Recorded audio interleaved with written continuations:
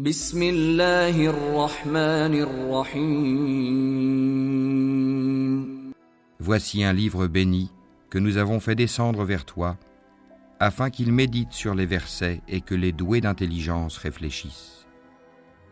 Paradis et recommencement de la création. Essayons de situer le contexte et l'époque du saint prophète, paix soit sur lui, vers la fin de l'année 500 et début de l'année 600. L'Arabie et ses vastes montagnes austères, son vaste désert de sable et de dunes ondulantes, battus par des vents chauds, un soleil ardent, un peuple de commerçants et de nomades, des tribus bédouines qui vivaient sous des tentes en laine de chèvre, un climat aride avec de rares pluies offrant une certaine rareté de fruits, des maisons construites en pierre blanche et en argile, seules les cours intérieures et la nuit offraient un espace de fraîcheur, des morceaux de tissu comme vêtements, des tapis comme lieu d'assises et de couches, des récipients en peau de terre pour boire et manger, une eau rare, bref, un contexte rude et austère pour un peuple de l'époque. Et Dieu, le bienfaiteur et le généreux, fit la promesse d'un paradis. Une description du paradis qui pourrait presque coïncider à une amélioration des conditions de vie de l'époque.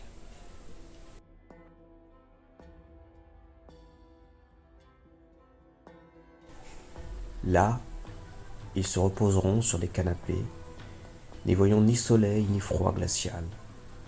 Les ombrages les couvriront de près et les fruits y seront suspendus à portée de main. Et l'on fera circuler parmi eux des récipients d'argent et des coupes cristallines en cristal d'argent qu'ils auront déterminées à leur juste mesure. Et là, ils seront abreuvés d'une coupe parfumée de gingembre tirée d'une source là-bas nommée Salsabil. Et parmi eux circuleront des garçons éternellement jeunes. Quand tu les verras, tu les prendras pour des perles éparpillées. Et quand tu regarderas là-bas, tu verras un délice, un vaste royaume. Ils porteront des vêtements verts de soie fine et de brocart. Ils seront parés de bracelets d'argent, et leur Seigneur leur donnera une boisson très pure. N'est-ce pas le début d'une description de notre réalité et de notre quotidien? Des sources d'eau en abondance? Lequel des bienfaits de votre Seigneur nirez-vous? Des boissons pures, des nectars de fruits non enivrants, servis dans des verres de cristal transparents, des bracelets d'or et d'argent à nos cous, à nos poignets, et pour les femmes, des bracelets d'or à leurs oreilles, à leur nez, à leur taille, à leurs chevilles. Des lieux où les canapés tout confort sont surélevés, comme lieux d'assises. Des lits aussi magnifiques que confortables, aussi pour se coucher. De beaux vêtements manufacturés, comme taillés sur mesure, et de tout type de tissus, de soie, de brocart, de coton. Vivant dans de nombreux lieux d'ombrage, voire même climatisés pour certains. N'est-ce pas des bienfaits de notre Seigneur? N'est-ce pas la réalisation de ses promesses? Ou souhaitons-nous continuer à le nier? De quels bienfaits de votre Seigneur nirez-vous? Et vous? Les justes hériteront de la terre, les justes hériteront du paradis. Bref, soyons invités à méditer là-dessus. Ce que nous vivons aujourd'hui, n'est-ce pas un don de notre Seigneur, un héritage donné? N'est-ce pas un lieu de séjour agréable? Ou sommes-nous si aveugles et si ingrats? Dieu ne mérite-t-il pas d'être glorifié et loué pour tous ses dons en concordance avec les descriptions du paradis faites dans ces versets coraniques? La terre n'est-elle pas cet héritage? N'avons-nous pas hérité de ce paradis terrestre? Pourquoi sommes-nous en mesure de penser et de dire cela? Parce que Dieu lui-même dit que des peuples ont déjà hérité du paradis. Je répète, des peuples ont déjà hérité du paradis.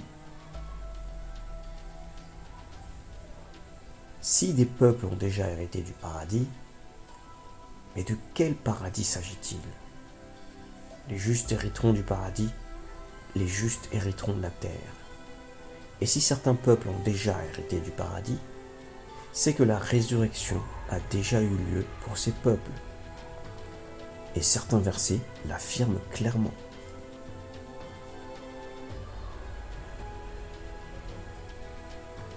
Méditons sur ce que peut être la première création, le remplacement et le recommencement de la création. Allah commence et recommence. Vous avez connu la première création. Ne vous rappelez-vous donc pas? Si Dieu pose cette question, c'est qu'il y a matière à se souvenir de quelque chose. Si Dieu parle d'une première création, cela induit une seconde création, d'où le fait qu'Allah commence et recommence. Il vous a créé de la descendance d'un autre peuple. Dieu vous a remplacé par vos semblables et vous a fait renaître dans un état que vous ne connaissez pas. Un état, un corps, une enveloppe charnelle que nous ne connaissons pas. Méditons également sur les termes successeurs et états successifs. Et ils pensèrent qu'ils ne seraient jamais ressuscités. Il fait la création une première fois, puis la refait, afin de rétribuer ceux qui ont fait de bonnes œuvres. Cela signifie bien que recommencer ou refaire la création est faite dans le but de rétribuer ceux qui ont fait de bonnes œuvres. La résurrection comme rétribution et récompense. Voici toutes les raisons pour lesquelles Dieu nous ressuscite. Nous vous ressuscitâmes après votre mort afin que vous soyez reconnaissants, afin de vous récompenser, afin de rétribuer ceux qui ont fait de bonnes œuvres, afin de voir comment vous agirez. Les justes hériteront de la terre. Il s'agit à la fois d'une rétribution des justes, mais également une épreuve pour ces mêmes justes. Nous serions en droit de poser la question suivante. Qu'est-ce que la résurrection? En fait, la résurrection n'est que la rétribution. La résurrection, c'est la récompense des justes. Les peuples se succèdent. Dieu dit clairement, nous vous ressuscitâmes après votre mort afin que vous soyez reconnaissants. La résurrection est la récompense, alors que la disparition d'un peuple est une partie de la punition. La disparition d'un peuple est la punition des injustes. Dieu a ressuscité les peuples pour les récompenser. Vous passerez certes par des états successifs. Nous fîmes de vous des successeurs pour voir comment vous agirez. La résurrection comme étant la décision de récompenser et d'éprouver les peuples. Comme il le dit, pour voir comment vous agirez, c'est-à-dire pour vous éprouver aussi. Rappel, rétribution des justes par le recommencement de la création. Il commence et recommence la création. Il fait la création une première fois, puis la refait afin de rétribuer ceux qui ont fait de bonnes œuvres. Et de quelle manière? Par la réalisation de sa promesse, par la rétribution des justes. Les justes hériteront de la terre, les justes hériteront du paradis. Un paradis qu'un autre peuple a hérité. Résurrection et récompense. Dieu a ressuscité les peuples afin de les récompenser et afin qu'ils soient reconnaissants. Il fait la création une première fois, puis la refait afin de rétribuer ceux qui ont fait de bonnes œuvres. Il fait des successeurs sur terre pour voir comment vous agirez. S'ils agissent mal, Dieu les fera sortir de ce paradis, et ce paradis sera donné en héritage à d'autres peuples. Les justes hériteront de la terre, les justes hériteront du paradis. c'est l'histoire d'Adam et la perte du jardin, qui n'est autre que la perte du paradis.